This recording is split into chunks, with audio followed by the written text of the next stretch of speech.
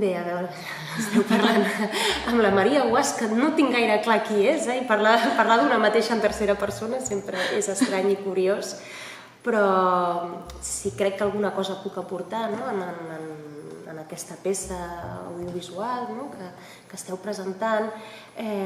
Suposo que té a veure, d'una banda, amb el meu ofici d'escriptora, i potser amb algunes preguntes que em sorgeixen tant en el moment d'escriure com també en el moment de pensar a l'hora d'abordar les classes que faig al grau d'estudis literaris. Però entenc que potser us és útil que parli una mica de la meva experiència, justament, per contraposar-ho potser a discursos més teòrics.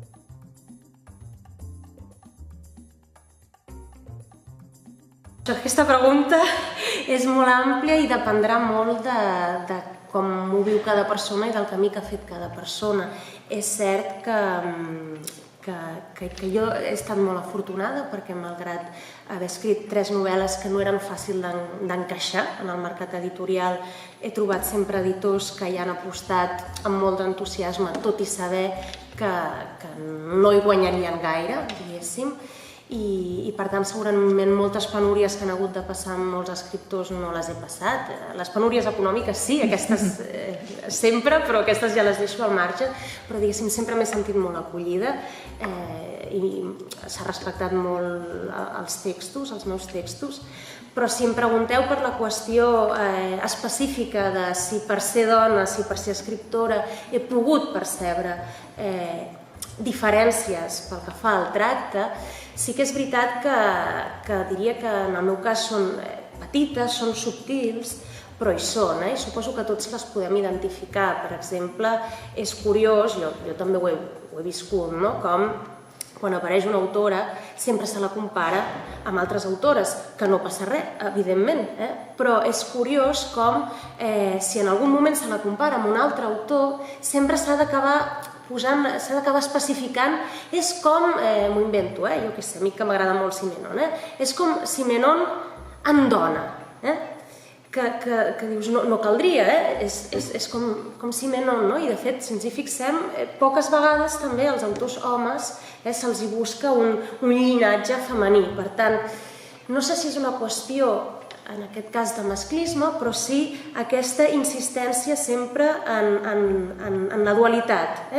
Els homes els vinculem amb un llinatge masculí, les dones amb un llinatge d'escriptores dones, que també et fa preguntar-te, certament, si no és perquè efectivament hi ha una manera d'escriure femenina, que és una qüestió que no tinc resolta. És a dir, si això m'ho preguntes fa uns mesos, m'hagués escandalitzat i hagués dit, òbviament no. Però de vegades hi penses i et preguntes si pel fet de viure determinades experiències que venen condicionades per una cultura que incideix en posar en escena els cossos de manera diferent i en viure la vida de manera diferent, fa que potser escriguis de manera diferent. No ho tinc resolt i, evidentment, caldria veure els casos, però és veritat que és una mica irritant, de tota manera, quan es parla de l'escriptura femenina, sempre vinculada a allò més sentimental, a allò més íntim, quan et preguntes, però els grans escriptors homes, els del cànon, què han fet, si no? Què ha fet Proust? Jo què sé, ja sé que hi ha altres tipus de relats, però no sé, què és Anna Karenina? Què és Madame Bovary? Vull dir, literatura sobre el sentiment, sobre la intimitat, per tant, són qüestions que no tinc resoltes però que et sorgeixen mentre escrius i mentre et relaciones amb els mitjans, per exemple. També alguna vegada he viscut la idea aquesta de la quota, amb persones que realment jo diria que no per cinisme, sinó justament per ingenuïtat, m'han fet participar en concursos literaris, m'han convidat com a autora per participar en certàmens i com a tribunal, diguéssim, i se'ls hi ha escapat coses com és que només teníem homes i ens faltava una dona, i llavors no saps com rebre-ho això, perquè et preguntes, però aleshores creieu que és escaient que jo formi part d'aquest jurat, d'aquest certamen literari, pel tipus de cosa que jo faig, o és perquè buscava una dona i sóc jo com podria ser qualsevol altra, no? I et planteges fins a quin punt aquesta insistència que està tan de moda ara en cal col·locar una dona no té alguna cosa també ofensiva, amb tota la bona intenció, perquè a mi m'ho van dir amb tota la bona intenció, però ara mateix també hi ha un discurs bastant hipòcrita. Tothom s'ha pujat al carro de no, ara cal que ens representin dones, ara cal que en determinats sectors hi hagi més presència femenina, i potser és l'única manera de fer-ho, no dic que no. Llavors estaries a favor de les... No ho sé, i he de ser sincera. Només puc... Ja veus o ja veieu que tiro molt per l'experiència personal, no? Però quan a una se la convida per fer alguna cosa i intueix que és per quota, la sensació no és agradable. Això és cert. El que passa és que et preguntes, és l'única manera? Potser sí, però té alguna cosa d'humiliant, alguna cosa paternalista també, fins i tot quan t'ho diuen amb tota la bona intenció, i fins i tot donant a entendre que no només et conviden per això, sinó perquè els interessa la teva obra, però són les dues coses, ens interessa la teva obra i ens faltava una dona, que bé, t'hem trobat, no? I ho reps d'una manera estranya, has de pair moltes coses quan et diuen, quan t'ho diuen d'aquesta manera.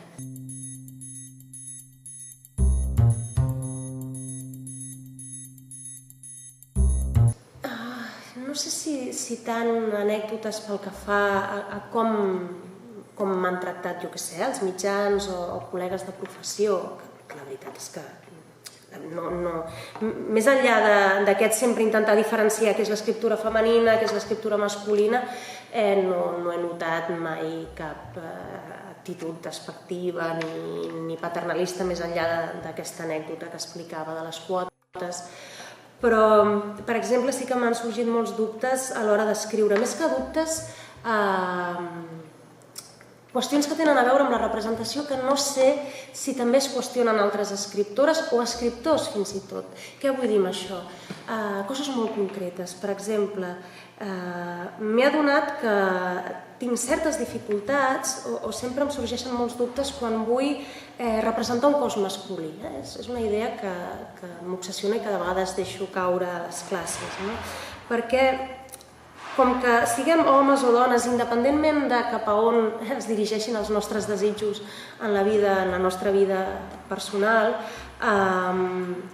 la nostra mirada està filtrada per la mirada masculina, molt acostumada a convertir la dona en objecte estètic, de desig, en musa. Per tant, m'adono que la meva escriptura, que a més és molt visual, sap molt bé com descriure cossos femenins, segurament pecant justament d'una inèrcia, d'un tipus de representació, mentre que a l'hora d'abordar cossos masculins, per exemple, a l'hora de plantejar un personatge femení fascinada per un personatge masculí, trobo que tinc poques eines per saber com representar aquest cos masculí com a objecte de desig.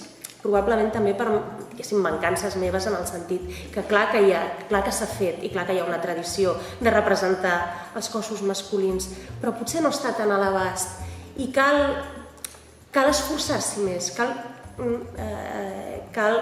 buscar nous recursos, o almenys a mi m'ha passat. I de la mateixa manera també m'adono que necessito buscar recursos per no caure en representacions tòpiques de la feminitat quan escric. Per això deia que crec que com a escriptora et passen coses a fora, en els ambients literaris, però també et passen coses quan escrius i quan et planteges com representar qüestions sobre què fan els homes i què fan les dones, com es mouen en l'espai, com es relacionen entre ells, com els visualitzem. Jo parlo de visualització perquè soc conscient que la meva escriptura és molt visual. Fins i tot si planteges escenes de sexe, per exemple, una cosa que sembla tan tonta, és molt complicat no caure en els tòpics de la representació habitual, molt cinematogràfica, més molt coitocèntrica, heteronormativa, i aleshores una es troba una mica sola o mancada de referents a l'hora de dir això ho vull representar diferent però no sé com. aquí hi ha una tasca, perquè evidentment ja hi ha gent que ho ha fet abans, però com que no són tan evidents o no tens tan clar qui ho ha fet, hi ha aquesta tasca d'investigació. Diria que aquestes són les qüestions que a mi em preocupen més o que en aquest moment en què m'enganxeu en aquesta entrevista em preocupen.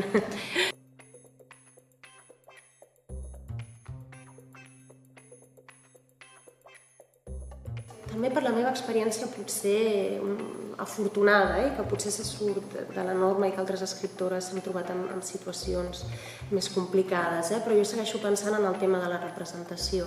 Crec que no només escriptores, sinó escriptors, cineastes, i aquí vull incidir en un fet molt interessant i molt curiós, i és que totes les noves joves cineastes que estan sorgint tant a Catalunya com diguéssim, a la península, la majoria són dones, o sigui, la nova fornada de cineastes són dones i estan plantejant maneres molt interessants sobre com representar el que dèiem, el cos femení, l'experiència d'habitar el món com a dona, noves maneres de plantejar les relacions sentimentals, sexuals, etc.